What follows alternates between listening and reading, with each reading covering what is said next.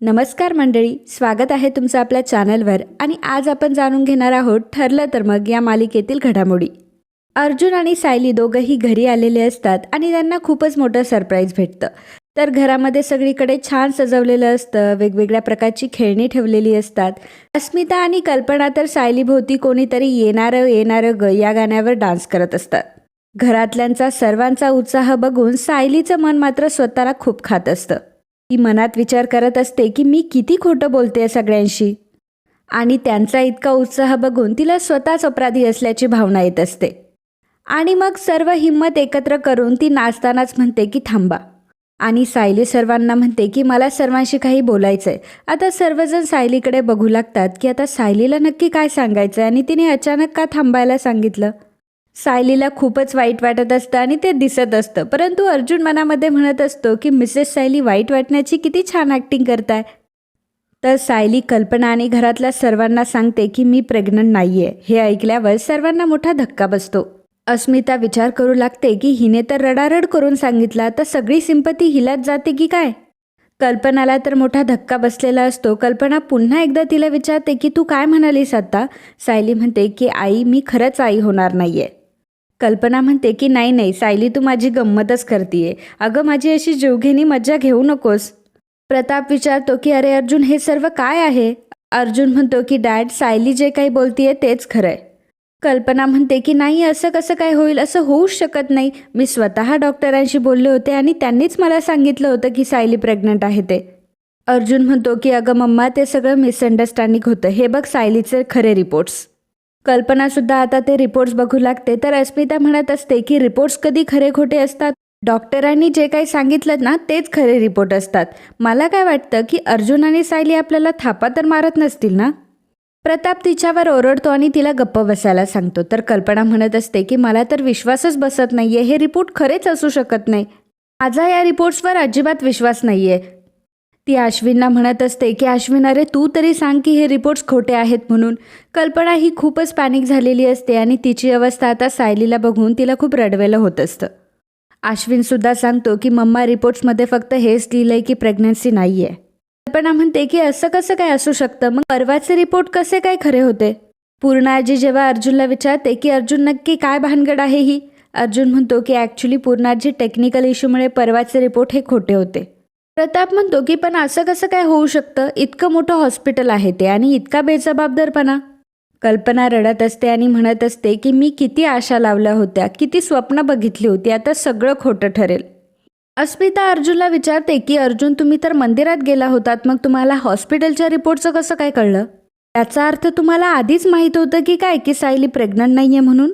प्रताप म्हणतो की हो अर्जुन, मला सांग की तुम्ही परत हॉस्पिटलमध्ये का गेला होतात.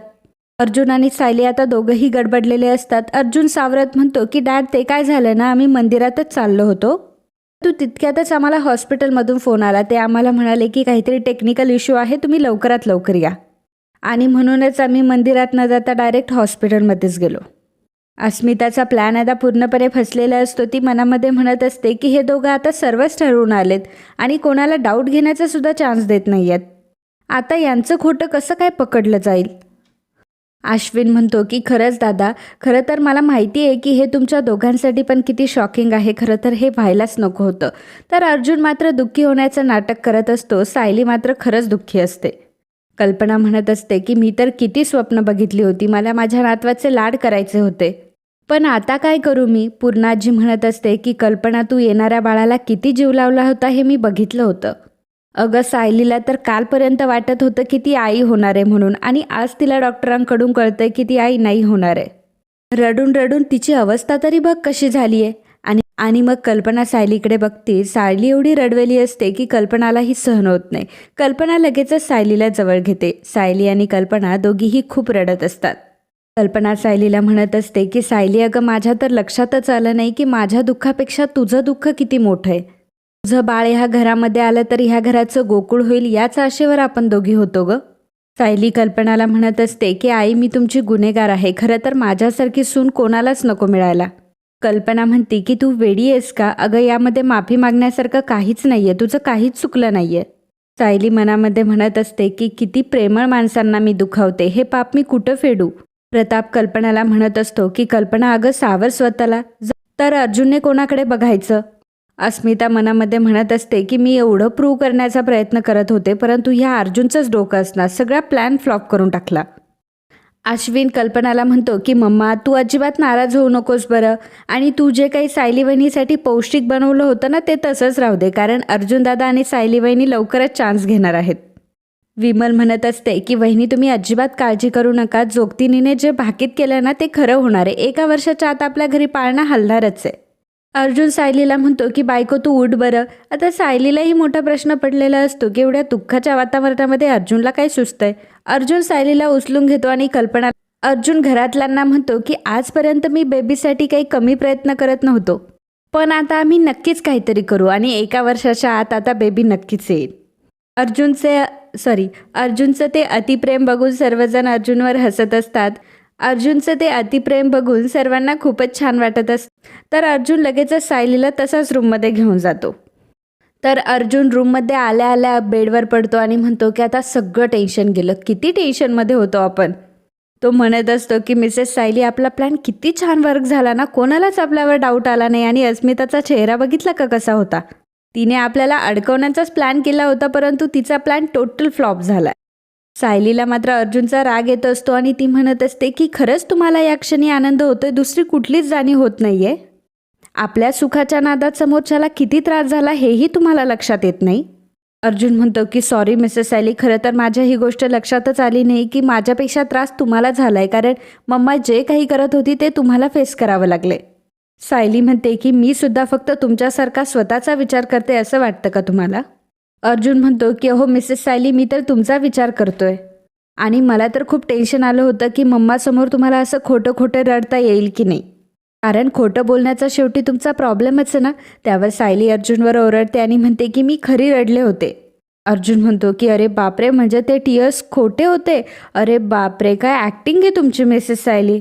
नाही म्हणजे असं ठरवून टीयर्स वगैरे आणणं कसं काय जमतं तुम्हाला.